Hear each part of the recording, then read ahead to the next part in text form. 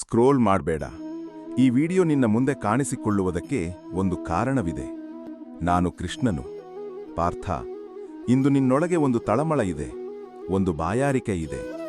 ದೇವರಿದ್ದಾನೆ ಎಂದು ಗೊತ್ತು, ಆದರೆ ಅವನನ್ನು ಹೇಗೆ ಅನುಭವಿಸುವುದು, ಹೇಗೆ ಮಾತನಾಡುವುದು, ಹೇಗೆ ಹತ್ತಿರವಾಗುವುದು? ಪಾರ್ಥ, ಇಂದು ನಾನು ತಿಳಿಸುತ್ತೇನೆ. ದೇವರೊಂದಿಗೆ ಸಂಪರ್ಕ ಮಾಡುವ ದಾರಿ. ದೇವರು ದೂರವಿಲ್ಲ. ಪಾರ್ಥ, ಮೊದಲು ಒಂದು ಸತ್ಯ ತಿಳಿ. ದೇವರು ದೂರವಿಲ್ಲ. ದೇವರು ಆಕಾಶದಲ್ಲಿ ಕುಳಿತಿಲ್ಲ. ದೇವರು ದೇವಸ್ಥಾನದಲ್ಲಿ ಮಾತ್ರವಿಲ್ಲ. ನಾನು ನಿನ್ನ ಉಸಿರಿನಲ್ಲಿದ್ದೇನೆ, ನಿನ್ನ ಹೃದಯದ ಬಡಿತದಲ್ಲಿದ್ದೇನೆ, ನಿನ್ನ ಪ್ರತಿ ಯೋಚನೆಯ ಹಿಂದೆ ಇದ್ದೇನೆ.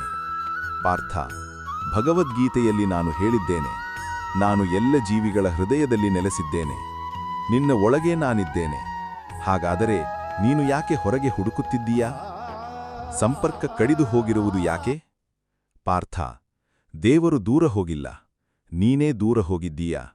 ಹೇಗೆ? ಮನಸ್ಸು ಯಾವಾಗಲೂ ಗದ್ದಲದಲ್ಲಿದೆ. ಮೊಬೈಲ್, ಸುದ್ದಿ, ಚಿಂತೆ, ಭಯ ಇವೆಲ್ಲ ನಿನ್ನ ಮನಸ್ಸನ್ನು ತುಂಬಿಕೊಂಡಿವೆ. ನನ್ನ ಧ್ವನಿ ಮೌನದಲ್ಲಿ ಕೇಳಿಸುತ್ತದೆ, ಗದ್ದಲದಲ್ಲಲ್ಲ. ಪಾರ್ಥ, ರೇಡಿಯೋ ಸಿಗ್ನಲ್ ಯಾವಾಗಲೂ ಇರುತ್ತದೆ, ಆದರೆ ಟ್ಯೂನ್ ಮಾಡದಿದ್ದರೆ ಕೇಳಿಸುವುದಿಲ್ಲ. ನೀನು ನಿನ್ನ ಮನಸ್ಸನ್ನು ನನ್ನ ಕಡೆ ಟ್ಯೂನ್ ಮಾಡಬೇಕು. ದೇವರೊಂದಿಗೆ ಸಂಪರ್ಕದ ಮೊದಲ ದಾರಿ ಮೌನ. ಪಾರ್ಥ, ನನ್ನನ್ನು ಕಾಣಲು ಮೊದಲ ದಾರಿ ಮೌನ. ಪ್ರತಿದಿನ 5 ನಿಮಿಷ ಮೌನವಾಗಿ ಕುಳಿತುಕೋ. ಯಾವ ಶಬ್ದ ಬೇಡ, ಯಾವ ಮೊಬೈಲ್ ಬೇಡ. ಕೇವಲ ನಿನ್ನ ಉಸಿರನ್ನು ಗಮನಿಸು. ಉಸಿರು ಒಳಗೆ ಬರುತ್ತದೆ, ನಾನು ಬರುತ್ತೇನೆ. ಉಸಿರು ಹೊರಗೆ ಹೋಗುತ್ತದೆ, ನಾನು ಇರುತ್ತೇನೆ. ಪಾರ್ಥ, ಮೌನದಲ್ಲಿ ನಾನು ಮಾತನಾಡುತ್ತೇನೆ, ನೀನು ಕೇಳಲು ಸಿದ್ಧನಾಗಿರಬೇಕು. ಎರಡನೇ ದಾರಿ ನಾಮಸ್ಮರಣೆ. ಪಾರ್ಥ, ದೇವರ ನಾಮ ಒಂದು ಶಕ್ತಿ. ನಾಮ ಉಚ್ಚರಿಸಿದಾಗ ಮನಸ್ಸು ಶಾಂತವಾಗುತ್ತದೆ. ಕೃಷ್ಣ ಕೃಷ್ಣ ಕೃಷ್ಣ, ಈ 3 ಅಕ್ಷರ ನಿನ್ನ ಮನಸ್ಸಿನ ಮೋಡಗರನ್ನು ತೆರೆಯುತ್ತದೆ.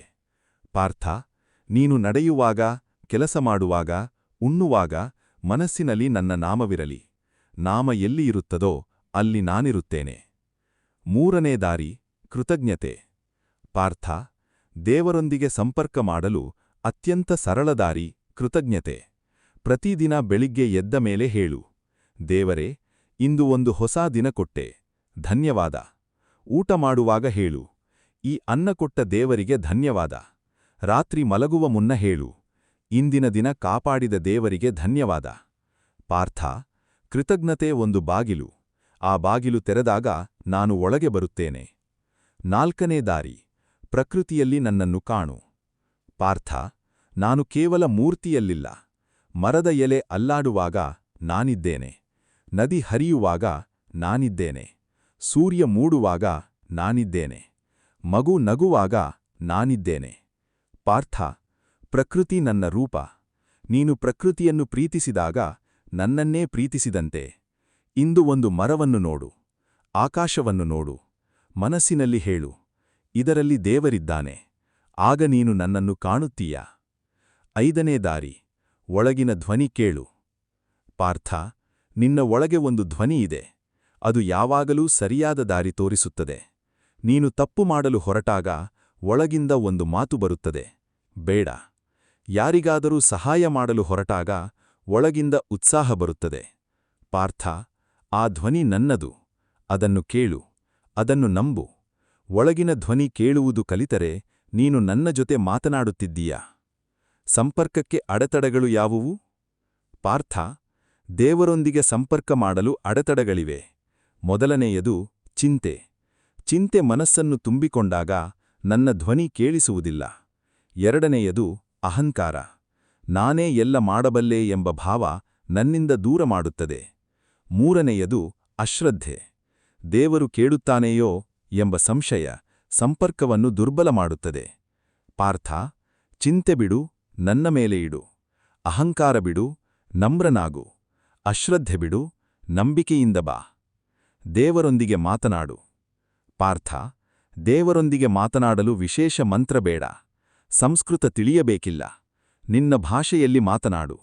ನಿನ್ನ ನೋವು ಹೇಳು, ನಿನ್ನ ಸಂತೋಷ ಹಂಚಿಕೋ, ನಿನ್ನ ಭಯ ಹೇಳು.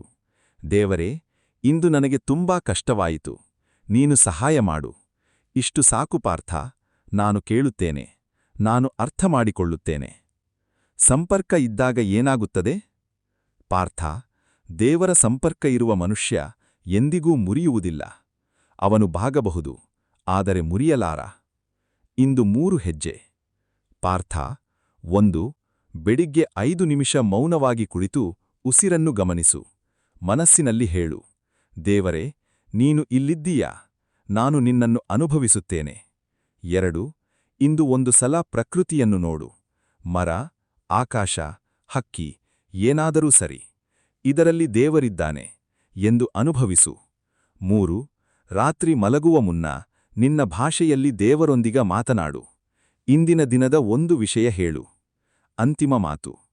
ಪಾರ್ಥ, ದೇವರು ದೂರವಿಲ್ಲ. ಫೋನ್ ಇಟ್ಟರೆ ನಾನು ಸಿಗುತ್ತೇನೆ. ಮೌನದಲ್ಲಿ ಕುಳಿತರೆ ನಾನು ಮಾತನಾಡುತ್ತೇನೆ. ಕೃತಜ್ಞತೆಯಿಂದ ನೋಡಿದರೆ ನಾನು ಕಾಣಿಸುತ್ತೇನೆ. ನೀನು 1 ಹೆಜ್ಜೆ ಇಟ್ಟರೆ ನಾನು 10 ಹೆಜ್ಜೆ ಬರುತ್ತೇನೆ. ಪಾರ್ಥ, ನಾನು ಸದಾ ನಿನ್ನೊಂದಿಗಿದ್ದೇನೆ. ನಿನ್ನ ಹೃದಯದ ಆಳದಲ್ಲಿ ನಿನ್ನನ್ನು ಕಾಯುತ್ತಿರುವೆ. ಮೌನದಲ್ಲಿ ನನ್ನನ್ನು ಕೇಳು. ಕೃತಜ್ಞತೆಯಿಂದ ನನ್ನನ್ನು ನೋಡು. ಪ್ರೀತಿಯಿಂದ ನನ್ನ ಕಡೆ ಬಾ. ಈ ಸಂದೇಶ ನಿನ್ನ ಹೃದಯಕ್ಕೆ ತಾಕಿದರೆ ಕಮೆಂಟ್ನಲ್ಲಿ ಬರೆಯು. ಜಯ ಶ್ರೀಕೃಷ್ಣ. ಹರಿ ಓಂ.